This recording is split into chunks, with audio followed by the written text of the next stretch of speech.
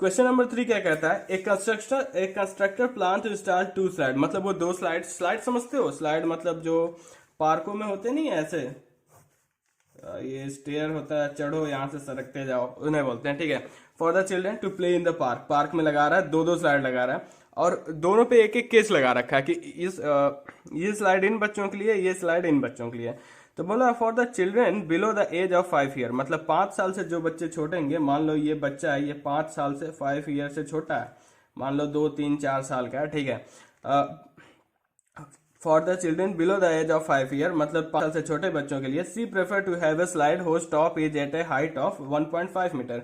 तो 5 साल से छोटे बच्चों के लिए वो एक ऐसा स्लाइड बनाती है जिसका हाइट 1.5 मीटर है, यानी ये यहाँ से सरकने वाला है, ये लैडर है, मतलब सीढ़ी है ये, और ये इन दोनों के बीच का दूरी है, ग्राउंड है ये, ठीक है।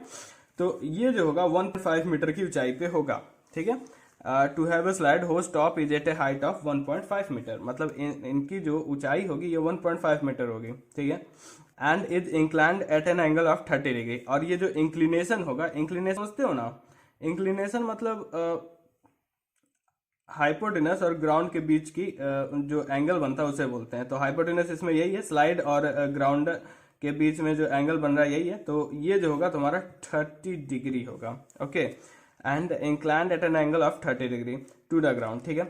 Whereas for elder children, अब मान लो कोई बच्चे बड़े बड़े हैं, अब कुछ बच्चे बड़े भी होंगे जो 5 साल से बड़े हैं, ये 5 ईयर से प्लस है, मतलब 5 ईयर से बड़ा बच्चा है, ठीक है। Elder children she want to have an steep aside to a height of 3 metre, मतलब वो 3 मीटर की हाइट चाहती है बड़े बच्चों के लिए। मान लो कोई बड़ा बच्चा है तो वो अब 1.5 मीटर से नहीं ना स्लाइड करेगा, तो उसके लिए बड़ी हाइट चाहिए, तो उसके लिए वो 3 मीटर रखती है, ठीक है। 3 मीटर पे चढ़ो और यहाँ से सरकते चले जाओ, ठीक है। And inclined at an angle of 60 degree, और 60 डिग्री का इंक्लिनेशन है, इंक्लिनेशन मैं यहाँ पे समझाया हूँ, ठीक है। लेंथ ऑफ द स्लाइड है, इसका वैल्यू पूछा है और इसका वैल्यू पूछा है, ठीक है। तो ये इतना कुछ खास टफ नहीं है, मैं बताता हूँ कैसे करेंगे इसको। मान लो इसका वैल्यू हो गया स्लाइड 1 S1 रख सकते हैं, इसका वैल्यू हो गया स्लाइड 2 S2 रख सकते हैं, ठीक है। तो स्लाइड 1 और स्लाइड 2 निकालना है अपने आपको। तो स्लाइड 1 के लिए अपने को क्या क्या दे रखा है, स्लाइड 1 के लिए, ठीक है, स्लाइड 1 के लिए अपने को हाइट दे रखा है। हाइट जो है ऐसे पहले डिवाइड कर देते हैं, दोनों का अलग अलग करेंगे। हाइट का वैल्यू दे रखा है, हाइट मतलब परपेंडिकुलर है, जिसका वैल्यू है अपने पास 1.5 मीटर, मीटर लिखना मत भूलना, ठीक है।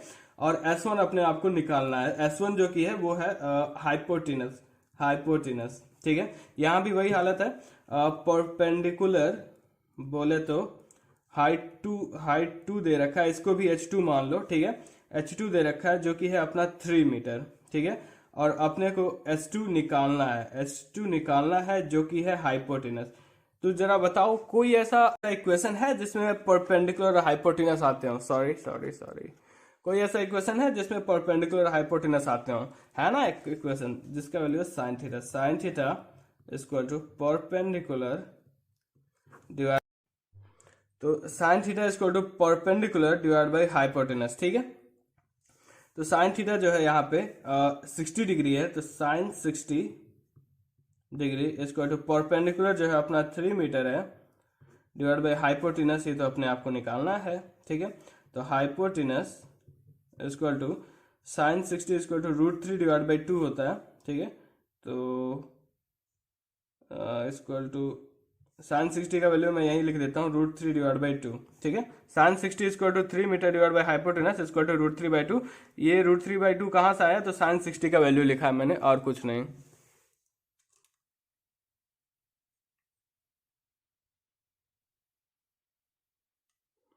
तो इसका वैल्यू अपन ने √3 बाई 2 लिखा है, और कुछ नहीं है, ठीक है। 3 metre divide by hypotenuse equal to √3 divide by 2, तो hypotenuse equal to 2 into 3 divide by √3, √3 से 3 कट गया, बच गया तुम्हारा 2√3 मीटर, ठीक है। वैसे अब यहाँ पे अपन करेंगे वही फॉर्मूला लगाएंगे, sine theta equal to perpendicular divide by, ये मैं शॉर्ट फॉर्म में लिख रहा हूँ, याद रखना, परपेंडिकुलर इससे बड़ा वैल्यू होता है, मतलब बड़ा लिखा जाता है, PREPNDUK हाइपोटेनस, ठीक है। साइन थीटा इक्वल टू यहाँ पे 30 डिग्री का एंगल ऑफ इंक्लिनेशन था, तो साइन 30 इक्वल टू 1/2 परपेंडिकुलर का वैल्यू था तुम्हारा 1.5 डिवाइड बाई हाइपोटेनस। तो देखो 1.5 लिखने से ज़्यादा बढ़िया 3/2 लिख दें। 3/2 1.5 ही होता है ना, तो 3/2 यहाँ पे लिखेंगे 3/2 इंटू एच। ओके, ये 1.5 को 3/2 मैंने लिखा है, तो 1/2 is equal to 3/2 into h. 2h is equal to 3 into 2, h is equal to 3 into 2 divide by 2, 2 से 2 कट गया, is equal to 3 metre. Okay friends, तो ये क्वेश्चन नंबर 4 है। इसमें बोला है the angle of elevation of the top of a tower from the point on the ground which is 30 metre away from the foot of a tower is 30 degree, find the height of the tower. ठीक है, तो अपन करते हैं इसे। तो सबसे पहले अपन देख लेते हैं किसकी बात किया है। Top of a tower, obviously एक टावर होगा। ठीक है, टावर से बोला द एंगल ऑफ एलिवेशन। तो एंगल ऑफ एलिवेशन क्या होता है, किसी नीचे पॉइंट से, मान लो ये टावर है अपना, मान लो ये टावर है। ठीक है, थोड़ा सा ऐसे झुका रहा हूं मैं ताकि तुम्हें पूरा टावर दिखे। ये टावर है, ठीक है, यहां से कोई आदमी बैठा हुआ है, मान लो यहाँ पे कोई बैठा है, यहाँ पे मैं बैठा हूँ, मान लो ये मैं बैठा हुआ हूँ। यहां से अगर मैं देखूंगा, यहाँ से एकदम इसके ऊंचाई पर, यहाँ पे मतलब टॉप पे अगर देखूंगा मैं यहाँ से, तो जो जिस एंगल से देखूंगा, मान लो जिस एंगल से देखूंगा, मान लो मैं अगर देखूंगा तो ऐसे ही देखूंगा ना, यहां से देखना चालू करूंगा यहाँ पे टॉप ऑफ द टावर पे, तो जिस एंगल पे देखूंगा जमीन से, ठीक है, उसी को बोलते हैं एंगल ऑफ एलिवेशन। समझ रहे हो ना? तो वही है, the angle of elevation of the top of a tower from a point on the ground which is 30 metre away, तो from the foot of the tower. तो फुट ऑफ द टावर तो ये है, यहां से 30 मीटर की दूरी पे, यहां से 30 मीटर की दूरी पे, मान लो ये 30 मीटर है। ठीक है, जहां पे ग्राउंड, जहां से देख रहा है आदमी जहां से देख रहा है, और टॉप के बीच में जो एंगल, टॉप के बीच में एक लाइन बना दो। आदमी जहां से देख रहा है और टॉप के बीच में एक लाइन बना दो। ठीक है, और आदमी जहां बैठा है वहां पे एक हॉरिजॉन्टल लाइन खींच दो, और उन दोनों के बीच में बनने वाला angle he angle of elevation बोलते हैं।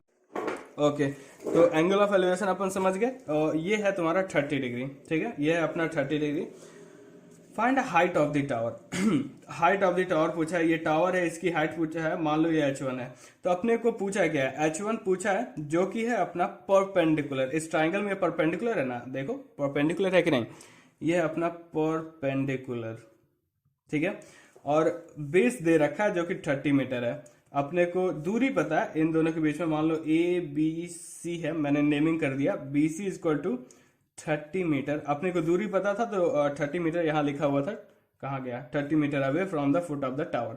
फुट ऑफ द टावर ये था, 30 मीटर की दूरी पे था। ठीक है, 30 मीटर जो कि है अपना base. Okay, BC is equal to 30 metre, H1 is equal to question mark perpendicular.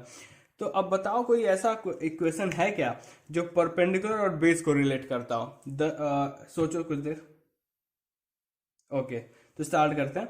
tan theta is equal to perpendicular divide by base. ठीक है, tan थीटा एक रिलेशन है जो कि परपेंडिकुलर और बेस को रिलेट करता है। ठीक है, तो परपेंडिकुलर तो अपने को पता नहीं है, वो h1 है। ठीक है, अपने मान रखा है, और बेस जो है वो 30 मीटर है। tan 30 डिग्री दे रखा है, यानी कि 1/√3 होगा। tan 30 का वैल्यू 1/√3 होता है। रट लो, ये सारे इक्वेशन अपने को रट्टे होने चाहिए, सारे वैल्यूज। ठीक है, 1/√3 h1 divide by 30, h1 is equal to 30 divide by √3, ये कट गया, हो गया तुम्हारा 10√3। ओके दोस्तों, क्वेश्चन नंबर 4 खत्म।